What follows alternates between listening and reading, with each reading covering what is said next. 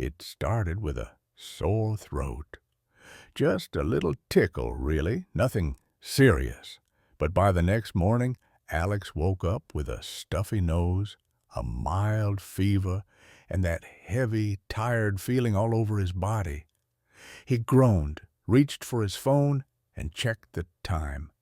He had a few hours before work. Maybe he just needed some rest and tea.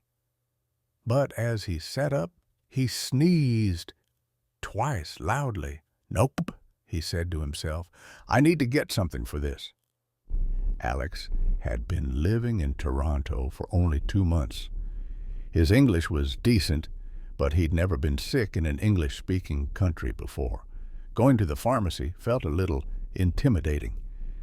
He grabbed his coat, stuffed some tissues in his pocket, and headed down the street to the nearest drugstore.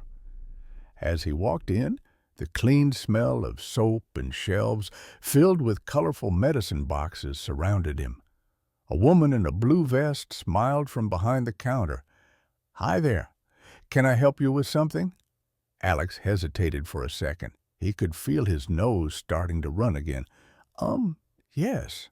I think I have a cold. My throat hurts and my nose is blocked." She nodded. "Okay. Do you have a fever?" Alex nodded. "A little. Not too bad. Just tired." "All right," she said. "Do you want something to help with the congestion or the sore throat first?" Alex blinked. Congestion? That was a new word. "I'm sorry, what is congestion?" She repeated kindly. "It just means when your nose or chest feels blocked." "Oh, yes, my nose is blocked. Very blocked." She smiled. "Got it. I'll show you some options." They walked her to the cold and flu section. There were so many boxes. Some said daytime, others nighttime. Some said non-drowsy, some extra strength. Alex felt a little lost, but he was determined to understand. The woman picked up 2 boxes. "This one is good if you want to stay awake. It's non-drowsy. You can take it during the day, and this one helps you sleep. You take it before bed." Alex nodded. He pointed to the night one.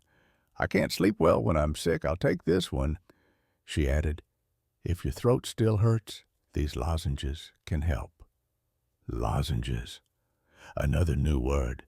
She must have seen the confusion on his face.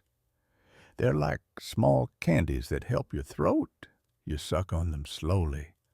Alex smiled. "Yes, please. I'll take both." At the counter, she asked, "Do you have any allergies to medicine?" Alex thought, "No, I don't think so."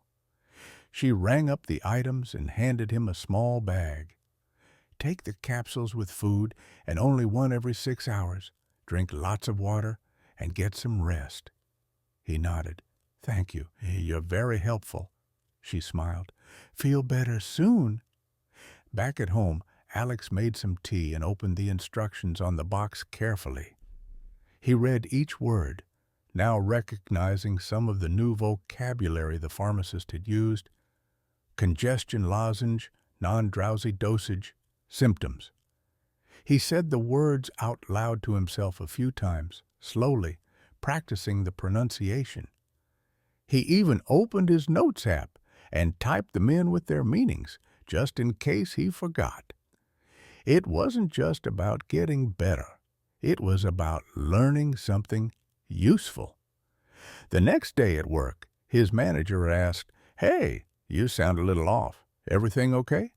Alex smiled and replied, "I caught a cold, but I went to the pharmacy and got some medicine. I'm feeling better." "Good for you," she said. "I hate having to explain symptoms in a second language. It's not easy." Alex laughed. "Yes, I had to learn the word lozenge yesterday." She raised an eyebrow. "That's a good one." And just like that, a small health problem had turned into a real English lesson. and even a little connection at work. Whether you're traveling, living abroad, or just learning English for real life, knowing how to talk about your health is super important. You don't need medical vocabulary, but knowing how to explain your symptoms, ask for help, and understand common words at the pharmacy can make a huge difference. So, next time you're not feeling well, don't just Google it. Try saying it out loud. Practice phrases like, "My throat hurts." I have a fever. I need something for a cough. Do you have anything for headaches? These are the kinds of expressions that help you not just get better, but grow as a speaker. Practice out loud. Try different styles, and soon it will feel completely natural.